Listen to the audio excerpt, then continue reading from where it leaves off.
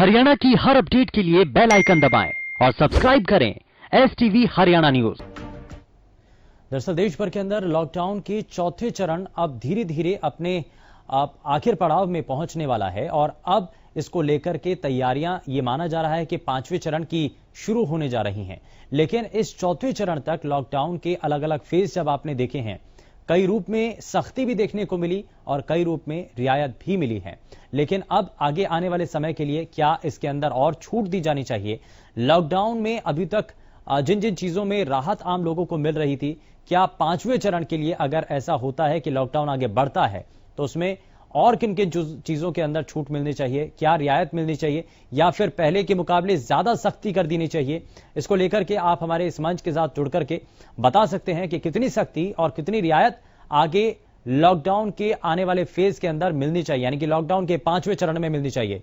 और इसको लेकर के लगातार टीवी स्क्रीन पर नंबर फ्लैश हो रहे हैं जिनके जरिए आप सीधे हमारे इस मंच के साथ जुड़ सकते हैं। लॉकडाउन 4 की रियायतें आखिर कितनी सही हैं और कितनी सख्ती यहां पर की गई हैं? फरीदाबाद से इस बीच जयदेव हमारे साथ कॉलर कार्यक्रम में जुड़ चुके हैं। बहुत स्वागत है जयदेव आपका कार्यक्रम में। बताइए क्या कहना चाहते हैं आप? मैं ये कहना चाह रहा हूँ कि यहाँ पे सख्ती तो हो ही रही है, लेकिन लॉकडाउन और बढ़ना चाहिए टाइम जो है, क्योंकि बहुत जरूरत है यहाँ और लॉकडाउन बढ़ाने की, क्योंकि लोग जो है पालन नहीं कर रहे हैं। यानी कि आपका ये मानना है कि सख्ती से लॉकडाउन का पालन नहीं हो पा रहा है? नहीं हो पा रहा है। तो ये और बढ़ना चाहिए। अगर ये 1 महीना बढ़ जाए तो बहुत ही अच्छी बात है, नहीं तो 15 दिन तो कम से कम बढ़ने ही चाहिए। ठीक है, बहुत शुक्रिया जयदेव, आप हमारे साथ कार्यक्रम में जुड़े। और एक थोड़ा सा एक बात और करनी थी सर। जयदेव बताइए। हाँ, मैं एक बात और ये कहना चाह रहा था कि जो आप ये दिखाते हैं ना अपना फरीदाबाद, दिल्ली, अपना गुड़गांव, हरियाणा का जो कोरोना के मरीजों का, ये थोड़ा सा अगर 2-2 घंटे में दिखाया करें तो बहुत अच्छा रहेगा सर। ठीक है, बहुत शुक्रिया जयदेव जी, आप हमारे साथ कार्यक्रम में जुड़े। आपने अपने सुझाव दिए हैं, आपने बातें रखी हैं और हम कोशिश करेंगे, क्योंकि हम लगातार जो है इन इलाकों की और पूरे प्रदेश की जानकारी हर बुलेटिन के जरिए आप तक पहुंचाते हैं, अपने सभी दर्शकों तक पहुंचाते हैं। लेकिन आप भी हमारे साथ यदि अभी तक कार्यक्रम में नहीं जुड़े हैं और आप इस कार्यक्रम के जरिए अपनी बातों को साझा कर सकते हैं। लॉकडाउन में कितनी ढील दी जानी चाहिए, कितनी इसमें रियायत होनी चाहिए और क्या आपको लगता है कि ज्यादा ढील दे दी गई? और इसीलिए क्योंकि आप चौथे चरण के बाद से देखिए कि लगातार संक्रमण के मामले तेजी के साथ बढ़े हैं, तो आपको क्या लगता है इसमें अभी तक जो चौथे चरण के अंदर जो ढील दी गई है, जो रियायतें दी गई हैं, वो कुछ हद तक ज्यादा दे दी गई हैं? क्या उसको कम किया जाना चाहिए? क्या और ज्यादा सख्ती बरतने की जरूरत है या आवाजाही को कुछ हद तक कम करने की जरूरत है? आप इसको लेकर के आप यदि कुछ कहना चाहते हैं, कुछ बताना चाहते हैं, तो टीवी स्क्रीन पर लगातार नंबर फ्लैश हो रहे हैं, आप उनके जरिए जो है हमारे इस मंच के साथ जुड़ करके अपनी बातों को बता सकते हैं। गगन इस बीच हमारे साथ कॉलर कार्यक्रम में जुड़ चुके हैं। गगन, बहुत स्वागत है आपका कार्यक्रम में। बताइए क्या कहना चाहते हैं?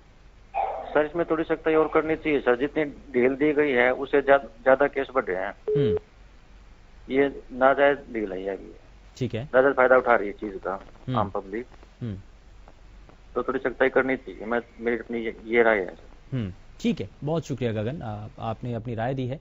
और यहाँ क्योंकि ये गगन की तरफ से कहा गया है कि सख्ती यहां पर कर देनी चाहिए, जिस बात का जिक्र हम भी कर रहे थे कि शुरुआत में जितनी सख्ती की गई थी तो उस वक्त कोरोना ग्राफ बहुत कम था, लेकिन अब जैसे जैसे ढील दी जा रही है वैसे वैसे कोरोना ग्राफ, कोरोना मीटर ऊपर चला जा रहा है। तो उसको कम करने के लिए क्या अब रियायत को कम करके थोड़ी सी सख्ती बढ़ाने की फिर से वापस जरूरत है? और लॉकडाउन के चौथे चरण जब अपने आखिर फेज के अंदर है और अब ये तैयारी की जा रही है कि क्या लॉकडाउन का 5वां चरण आएगा, उसमें वो किस रूप में होगा, उसमें सख्ती ज्यादा होगी या रियायत दी जाएंगी और ज्यादा? तो इन सभी चीजों को लेकर के अब फिलहाल सरकारों को सोचना होगा, आम लोगों को भी समझना होगा। इस बीच हमारे साथ एक और कॉलर कार्यक्रम में जुड़ चुके हैं। बहुत स्वागत है सर आपका कार्यक्रम में। बताइए योगेश, क्या कहना चाहते हैं आप? सर, मैं कहना चाहता हूं कि जिस तरह से लोग स्टार्टिंग में जब लॉकडाउन हुआ था, प्रधानमंत्री जी ने, हमारे नरेंद्र मोदी जी ने लोगों को बाहर से तो लाए थे सबको, लेकिन इंडिया से लोगों ने ख्याल नहीं किया मजदूरों का। ठीक है, तो मैं चाहता हूँ कि पहले की, इससे पहले कि लॉकडाउन 5 आए, उससे पहले कि इनको ये करना चाहिए कि जो अभी भी मजदूर फंसे हुए हैं उनको पहले सबसे पहले अपने घर पहुंचाना चाहिए।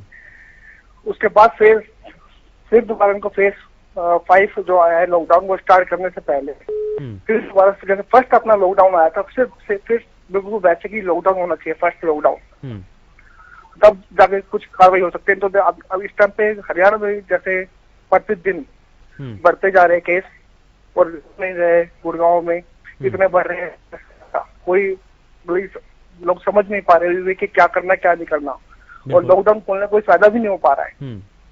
तो मार्केट में पैसा ही नहीं है, जब तक मार्केट में पैसा नहीं आएगा तो शॉप खोलने का कोई फायदा ही नहीं है, सैलरी नहीं आ रही है, काम नहीं है, कुछ नहीं। तो यही चाहते हैं सरकार से कि फेज 5 जो लॉकडाउन आएगा वो बिल्कुल की तरह होना चाहिए, फर्स्ट लॉकडाउन, यानी कि सख्ती उसमें ज्यादा होनी चाहिए, लेकिन उस 5वें चरण के लॉकडाउन के फेज की शुरुआत से पहले ही जो प्रवासी मजदूर हैं उनके गृह राज्य तक पहुंचाया जाए। खैर, बहुत शुक्रिया गगन, आप हमारे साथ कार्यक्रम में जुड़े, बहुत आपने सार्थक यहाँ पर बात की है, और जो परेशानी इस वक्त नजर आ रही है उसको आपने मद्देनजर रखा है। तो ये एक अच्छा सुझाव हो सकता है, क्योंकि बार बार जब प्रवासी मजदूरों की शिकायतें और उनके पलायन की तस्वीरें जब देखने को मिलती हैं तो बहुत सारी पीड़ा होती है, बहुत दर्द भी होता है, दुख भी होता है। लेकिन ऐसे में सरकार को अब 5वें चरण में, क्योंकि अभी भी पलायन का सिलसिला जारी है, तो सबसे पहले उन मजदूरों को उनके गृह राज्यों तक पहुंचाया जाना चाहिए।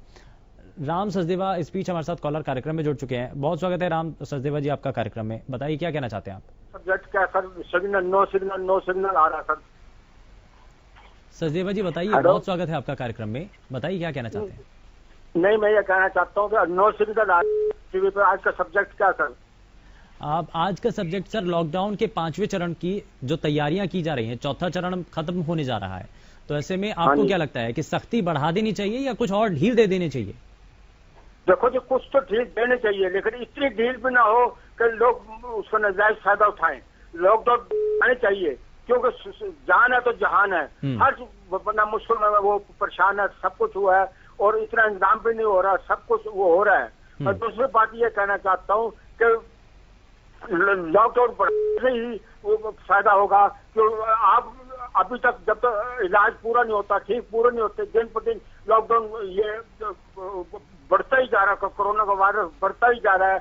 इसलिए मैं ये कहना चाहता हूँ, सरकार से भी और आपसे भी विनती करना चाहता हूँ कि ये लॉकडाउन बढ़ाते ही रहे, वो करते रहे, क्योंकि जान है तो जहान है, हर चीज की कोई मुश्किल होती है, जान वो होती है। और लास्ट में मैं ये कहना चाहता हूँ कि देखो, गाय को और वो ये कुत्तों को रोटी डालते रहे तो उससे मतलब अपना मन भी खुश होता है, और ये दुआ भी देते हैं। ये जानवर है, ये तो बोल नहीं सकते, वो नहीं कर सकते, लेकिन इनका पेट भरना भी हमारा फर्ज है। नमस्कार, जय हिंद, जय भारत, धन्यवाद जी। बहुत शुक्रिया राम सचदेवा जी, आप हमारे साथ कार्यक्रम में जुड़े और आपने बताया कि लॉकडाउन के जो चरण है उसमें कामकाज भी बेहद ज्यादा जरूरी है, क्योंकि अगर कामकाज नहीं होगा तो जो अभी तक रोजगार का संकट है या जो व्यापार है, जितना नुकसान हुआ है, कम से कम उसको थोड़ा सा बेहतर स्थिति में लाने की थोड़ी सी कोशिश है। लेकिन सख्ती भी उसी लिहाज में होनी चाहिए, क्योंकि अब धीरे धीरे जब कोरोना संक्रमण के मामले तेजी के साथ बढ़ रहे हैं तो उनको भी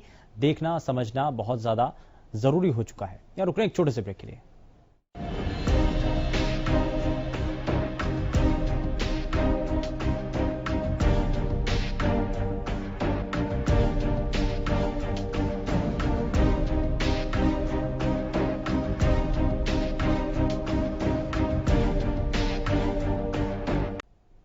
ब्रेक के बाद आप सभी का स्वागत है हल्ला बोल कार्यक्रम में, और लगातार हल्ला बोल कार्यक्रम के जरिए हम आपसे कुछ समझना चाह रहे हैं, जानना चाह रहे हैं आपकी राय इस विषय पर, यानी कि लॉकडाउन के फेज, अलग अलग चरण, और उसको लेकर के जब आने वाले समय में भी लॉकडाउन के 5वें चरण को लेकर के जब तैयारियां की जा रही हैं, ये चर्चाएं बहुत ज्यादा जोरों पर हैं।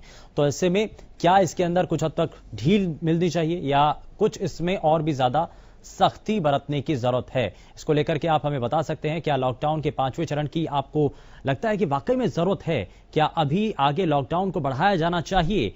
इसको लेकर के आप क्या बताना चाहते हैं? ज्वाला प्रसाद जी इस बीच हमारे साथ कार्यक्रम में जुड़ चुके हैं। बहुत स्वागत है सर आपका कार्यक्रम में, बताइए क्या कहना चाहते हैं आप?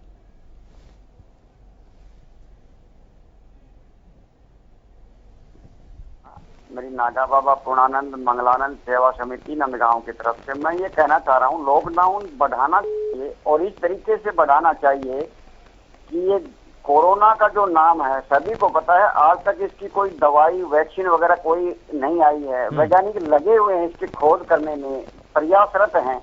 तो जिनका हेल्थ डिपार्टमेंट टॉप 10 सूची में हुआ करता था और आज भी है, इटली जैसे, अमेरिका जैसे, उन्होंने ही दोनों हाथ खड़े कर दिए, नोटों की गड्डियां रोड के ऊपर फेंक कर चले गए, जिंदगी काम आई।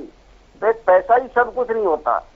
तो इसका कोरोना का मतलब क्या है, कैसे होता है? अमरनाथ के कबूतरों ने जैसे गुफा में माता पार्वती ने कथा सुनी थी, उसी तरह अपने घर में रह करके कथा सुनो, गुफा रूपी घर में रह करके कथा सुनो। रह से राम का ध्यान करो, न से नमः शिवाय जपो और काम करते जाओ, नागेश्वर का ध्यान करो। ये है कोरोना का इलाज। कोरोना का इलाज यही है और इलाज नहीं हो सकता। अनादिकाल से इसका इलाज है और ये कहते हैं इलाज नहीं है।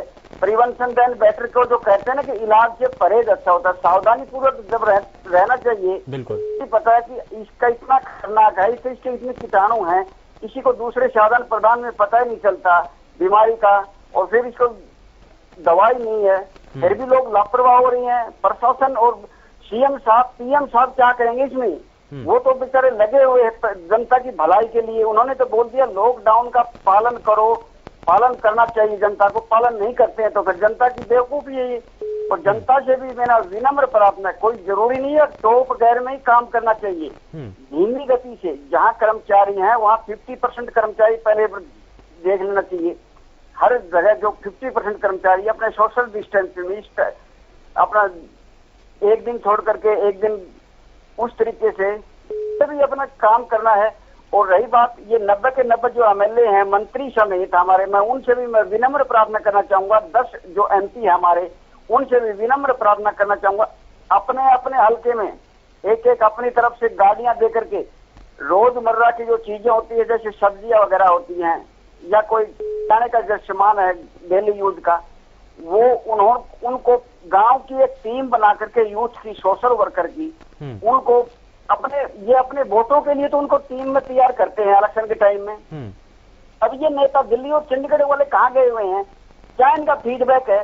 अभी हमने किरण चौधरी जी का फीडबैक देखा, उन्होंने सैनिटाइजर पूरे हल्के में नंदगांव में उनकी टीम बांटने के लिए आई थी। और फिर मैंने उनसे पूछा भी नंदगांव में देने के लिए आए या और भी? लोगला जी पूरे विधानसभा क्षेत्र और एमपी का जो क्षेत्र है वहाँ हमें सैनिटाइजर डिस्ट्रीब्यूट कर रहे हैं। तो कितनी अच्छी पहल है। चौधरी बंसीलाल का परिवार तो वाकई में एक सेवा भावी रहा है और कितनी सेवा की है, तो इनसे भी कुछ सीखा जा सकता है। और किरण चौधरी तो एक महान एक नेत्री है। ठीक है, जो विपक्ष में बिल्कुल ज्वाला प्रसाद जी, इसमें बहुत सारी चीजों को शामिल किया जाना चाहिए और यहाँ पर नेताओं का आप जनता के प्रति जो भाव है उसको भी यहाँ पर समझना चाहिए, लोगों को भी। खैर बहुत शुक्रिया ज्वाला प्रसाद जी, आप हमारे साथ कार्यक्रम में जुड़े। लेकिन इसमें बहुत सारी चीजें हैं जिसको शामिल क्या कितना किया जाता है और क्या लॉकडाउन के अगले चरण की जरूरत आपको नजर आती है? क्या आपको लगता है कि वाकई में अभी और ज्यादा लॉकडाउन को आगे बढ़ा देना चाहिए? और अगर बढ़ा देना चाहिए तो उसमें कितनी रियायत मिलनी चाहिए, कितनी छूट उसमें मिलनी चाहिए? या फिर अब लगातार जो संक्रमण के मामले बढ़ रहे हैं उसको देखते हुए पहले से ज्यादा सख्ती कर देनी चाहिए?